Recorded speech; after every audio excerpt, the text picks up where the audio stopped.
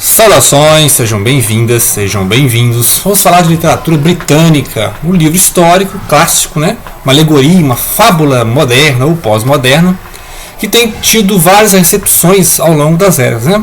Então, George Orwell, que é o Eric Blair, né? Que é um socialista, um anarquista, lutou na Guerra Civil Espanhola, né? Tem grandes livros, grandes obras, falando da história lá na Espanha, e também o 1984, que vai mostrar um regime totalitário, uma distopia, né? Tá na moda falar de distopias adolescentes, etc, né? Já fiz alguns vídeos sobre distopia aí. Bem, mas vamos falar a importância do Eric Blair. Voltando, então Eric Blair, né, que assinava com George Orwell, vai fazer uma crítica de esquerda à esquerda, né? Ou seja, então a gente tem visto alguns canais, alguns youtubers mostrando assim, uma leitura neoliberal, liberal do George Orwell, como se ele fosse um cara que renegou o socialismo. Não, né? O George Orwell está fazendo uma crítica ao socialismo dentro do socialismo, né? Então ele sempre esteve ali no socialismo e sempre lutando por a ideia da igualdade, né? Mas mantendo a liberdade. Então ele acha importante os dois pilares, né? Ter o socialismo, a igualdade, né? Diminuir a exploração do homem pelo homem, né? A questão da mais-valia, e aí ao mesmo tempo manter a ideia de liberdade. Ou seja, então os dois pilares devem ser mantidos. E aí o que o George Orwell faz? Ele vai fazer uma crítica, né? Aqui é um livro que você pode ler de três níveis, né? 3 níveis basicamente. Em que você tem a fábula, né? Os animais estão falando, os animais estão dialogando, os animais pensam, os animais cantam, né? Então aí você lembra do Esopo, você lembra La Fontaine, né? Que é a ideia de um fundo moral. Tem um fundo moral, os animais fazem uma revolução realmente, mas no segundo nível você está fazendo uma crítica àquele regime soviético, né? Que aconteceu na Rússia, vários paralelos, né? E não é por acaso, né? Então você pode fazer uma leitura bem simples, que depois ele vai deixar mais complexo quando ele fazer o socialismo inglês, lá no 1984, né? 1984. Que vai ser ali realmente vai mostrar a estrutura totalitária, como é que funcionam os meandros, como é que funcionam as estruturas do partido. Aqui não, aqui é muito simples. Uma criança de 12, 15 anos entende, né? Quando eu li esse livro, que eu tinha uns 18 anos, então entendi tranquilamente, eu li umas vezes. Mas o interessante é a recepção do livro, né, ao longo do tempo. A recepção do livro tem mudado. Então, quando ele publicou esse livro aqui, estava na guerra, e naquela época o governo inglês, né, britânico, estava em acordo com o governo soviético, né, do Stalin, para manter a guerra na Europa, certo? Então todos tinham um inimigo comum, que era o nazifascismo.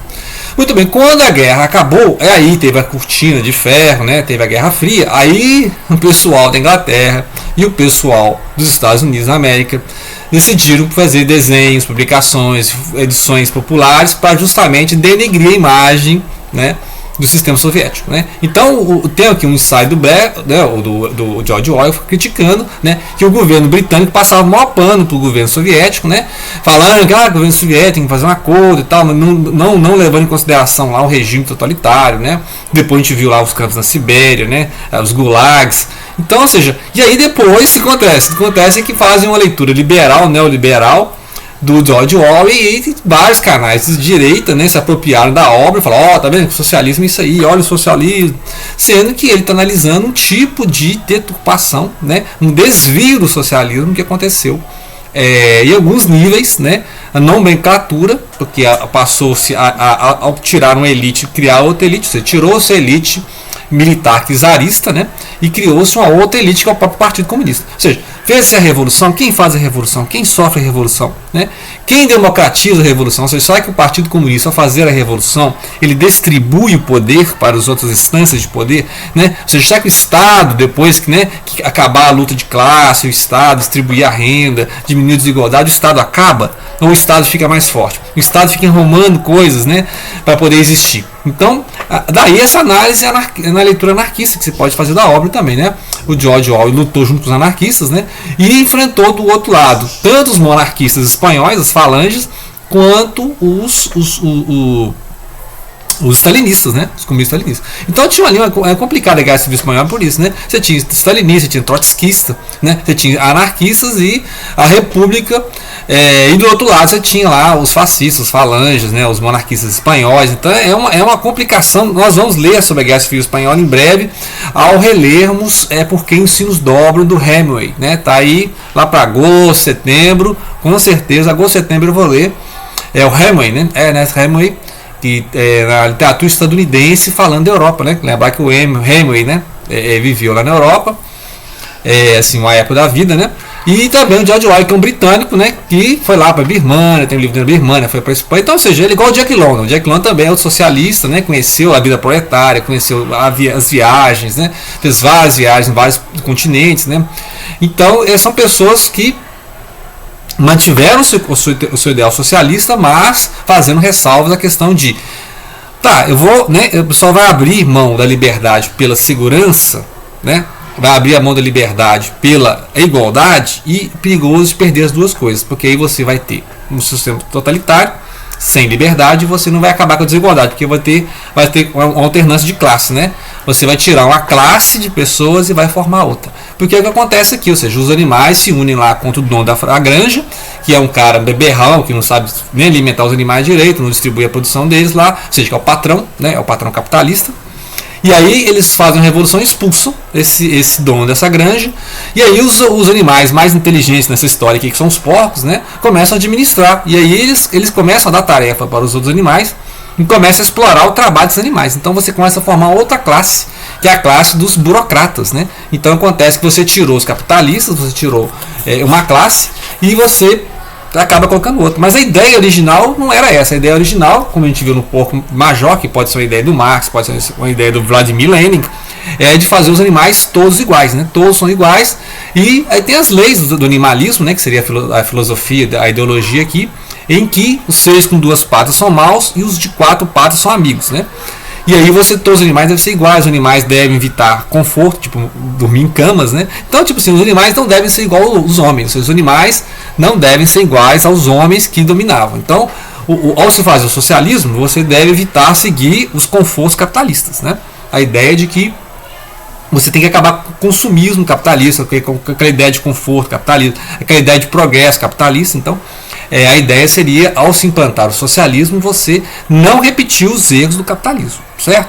Mas acontece em muitos pontos, se você analisar hoje, governos, né, soviéticos, eram uma espécie de capitalismo de Estado, né? Ou seja, era um Estado movendo um certo capitalismo. E você vê a China, né, também a ideia de capitalismo de Estado, ou seja, um capitalismo guiado por um partido, né, único, né, um governo estatal único, né. Então, e aí esse Estado vai tentar manter-se, né? Não é possível que esses Estados totalitários acabem né, com o próprio Estado, né? Não há. Por quê? Porque mantém-se uma elite de administradores, de gerentes, né, de burocratas que justificam o Estado pelo próprio Estado ali. Eles precisam manter esse nível, porque eles não trabalham, né? Então, assim como tem elite sindicalista, né? Aquele pessoal fica lá 20 anos, 30 anos sendo sindicalista, eles não querem voltar para a linha de produção. Né? Ou seja, não há uma revolução permanente ali. Um cara vira sindicalista e ele não quer mais voltar a ser um peão de obra, né? Ou seja, então, aí formam duas classes ali no proletário. Você tem aquele proletário altamente qualificado, o proletário sindicalizado, e você tem um proletário resto do chão, proletário que não tem acesso, né? E aí o sindicato começa a dizer que ele fala em nome do povo proletário, né? Então, exemplo que acontece, o ideal seria ter um rodízio, né? O cara fica um tempo sindicalista, aí volta à produção, a produção elege novos sindicalistas, mas não. Você vê esse sindicato aí que tem 30, 40 anos, mesmo cara sindicalista. Os caras não sabem nem apertar um parafuso mais, né? Ou seja, você cria um outro tipo de proletário que não é proletário, porque o sindicalista está ali só mexendo com papelado, burocracia, dialogando com o patrão, muitas vezes entrando em acordo com o patrão, o peleguismo, o famoso fenômeno do peleguismo. Então essa é que é a crítica do Orwell, né? Ou seja, a ideia de que você não deve gerar um Estado, né, para poder esse Estado criar o socialismo, porque vai chegar uma hora esse Estado não vai querer sumir, né? Essa ideia de que no final, quando acabar a luta de classes, quando dividir as rendas, né, o Estado vai sumir, né? Então esse que é o alerta anarquista, ou seja, o Estado, né, que no capitalismo ele vai gerenciar ali, né, vai amaciar a luta de classes, vai servir a classe dominante, mas depois essa ideia do Estado socialista, né, o pessoal confunde socialismo com estatismo. Um socialismo, então eu vou estatizar tudo.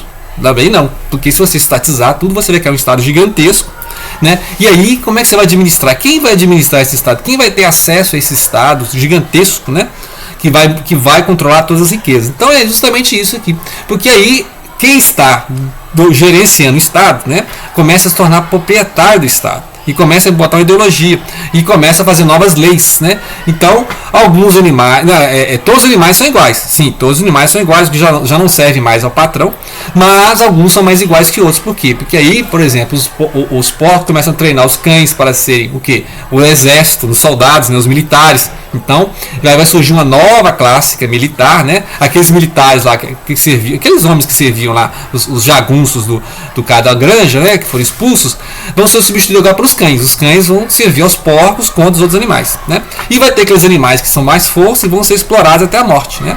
Então o cavalo aqui, que é a maior força de tração, vai ser explorado até a morte. Então é aquela ideia do operário padrão, vamos trabalhar até morrer, né? Que tem lá tem o stacovinismo, né? Se não me engano. Tinha um sistema lá na União Soviética de trabalho, né? A exaltação do trabalho para aumentar a produção, né? Então justifica o trabalho pelo trabalho e a produção pela produção. Então essa é a crítica principal. Então, para concluir, ou seja, o que ele está fazendo a análise aqui é justamente desse poder, né, que vai concentrando, porque não tem o que? Democracia. Né? Então a democracia tem que existir dentro do socialismo. Né? Essa ideia de o socialismo levando à ditadura, por quê? Porque vai colocando um partido muito forte, o partido vai selecionando aquelas pessoas, as dissensões, as divergências são silenciadas, né? O pessoal é calado aos poucos, né? Então vai mudando as regras no meio do jogo, né? Quem concorda vai subindo de cá, quem não concorda vai para o gulag, né? Então é basicamente vai havendo então a seleção dentro das classes, né? Classes agora burocráticas, né? Não mais as classes, produtores, ou seja, não há mais o sistema capitalista, mas existe a diferença de classe, né? Ou seja, então a desigualdade não acabou, né? Ou seja, ainda o sistema ainda é desigual e alguns são mais iguais que outros, então vai formando elite, uma nomenclatura, né? Que é a chamada, que alguns vão ter alguns benefícios, alguns privilégios por ser parte da máquina. Lá em 1984 vai mostrar isso, vai ter o alto partido, vai ter o médio partido e vai ter a prole, né? Proletariados. Ou seja, então esse pessoal vai trabalhando, né? E o partido vai administrando lá em cima e não tem mais nada de democracia. Democracia zero, né? Agora, então aí inventaram essa distinção, então o socialismo não é sempre ditadura e o capitalismo é a democracia. Não, você tem que, ele está falando, você tem que conciliar um sistema democrático e socialista, né? Então por isso a gente fala de um socialismo democrático. Então o George Orwell seria esse socialista democrático. Ele é contra um socialismo burocrático, né? Stalinista, né? E o pessoal fala, mas o stalinismo, e se fosse um trotskismo? Bem, a diferença do trotskismo para o stalinismo, em linhas básicas, né, é que o trotskismo tinha um grande apoio militar, né? O Exército Vermelho, e o stalinismo, grande apoio burocrático, né? A máquina do partido, o secretariado do partido, né? E aí o que aconteceu? Quando Stalin assumiu, Stalin, quando assumiu e teve que manter o poder, ele teve que eliminar essas castas militares, né? Ele acabou com os generais, né? Então, para manter o poder, o Stalin acabou com esses generais, né? Os altos generais, os comandantes, né? E aí teve um problema na Segunda Guerra Mundial, porque ele chegou lá na Segunda Guerra Mundial e não tinha essas pessoas profissionais do exército, né? Teve esse problema lá, porque teve aqueles grandes expurgos nos anos 30, né? Então, quando Stalin estava lá nos anos 40, no meio da Segunda Guerra Mundial, com quem que ele podia contar? Então, ele teve que fazer toda novo arranjo nos militares, né? Então, essa questão. E o Trotsky tinha um apoio dos militares, porque ele reformou o Exército Vermelho, né? Então, fica a dica de leitura, né? Vamos falar mais sobre o Orwell esse ano, né? E vamos falar também da Guerra Civil Espanhola, com o livro do Ernest Hemingway, né? Então, fica a dica de leitura, o livro vale a leitura, tem a sua interpretação, né? Não conte muito com interpretações alheias, né?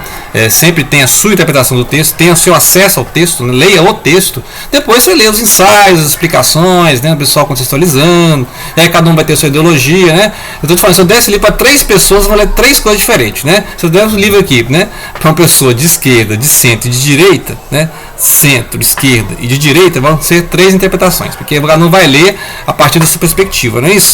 Então é a questão do leitor, né? O leitor completa a obra, né?